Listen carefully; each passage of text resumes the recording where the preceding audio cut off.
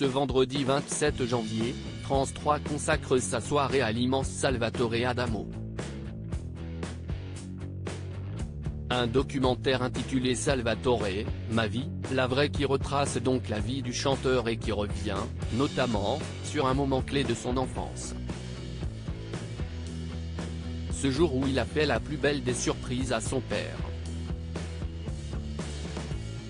Salvatore Adamo souffre d'un hématome sur une corde vocale provoquant une aphonie temporaire. Il ne peut donc pas chanter, annonçait Le Parisien ce 9 janvier 2023, alors que le chanteur prévoyait un concert le 20 janvier 2023 en Espagne. Dans les colonnes de Soir Mag, il expliquait comment il était devenu aphone du jour au lendemain, sans le savoir. Il y a quelques semaines, j'étais à Santiago du Chili pour un concert, a-t-il commencé.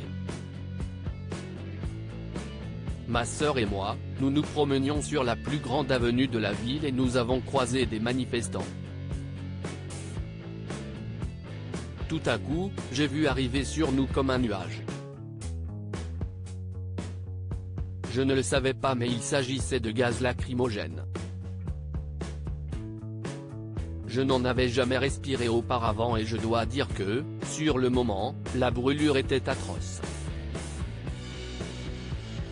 Et de rajouter qu'il a maintenu son concert malgré la douleur, j'ignorais à quel point mes cordes vocales avaient été éprouvées par l'attaque, mais je vais beaucoup mieux.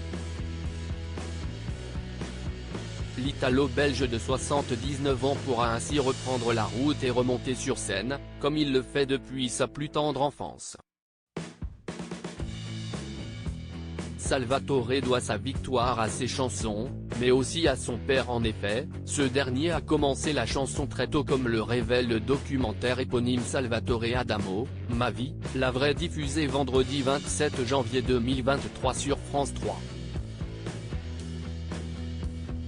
Après avoir écrit, à l'âge de 16 ans, la chanson à l'origine de son histoire Si j'osais, l'artiste s'est inscrit, un an plus tard en 1960, à un concours éliminatoire organisé par Radio Luxembourg, aujourd'hui connu sous le nom de RTL, note de la rédaction, en cachette de ses parents.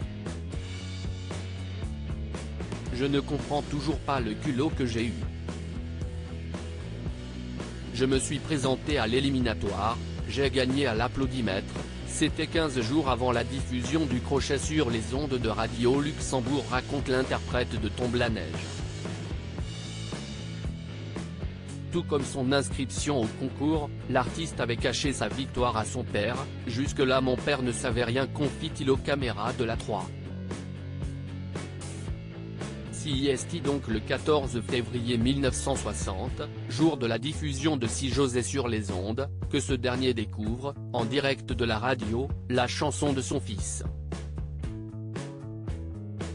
J'ai chanté, j'ai gagné et mon père a eu les larmes aux yeux, lâche Salvatore Adamo, ému aux larmes de parler de cette anecdote qui remonte à ses 16 ans et demi et qui transformera sa vie. S'il avait touché le cœur de son père Antonino, devenu son chauffeur et impresario, il n'avait pas conquis le public puisqu'il avait vendu 500 disques, à peine vendus en grande partie à la famille Adamo. CIST donc un peu plus tard, en 1963, grâce à sa voix et au soutien de son père, qu'il accédera au succès. Celui qu'on lui connaît aujourd'hui, 60 ans, jour pour jour, plus tard.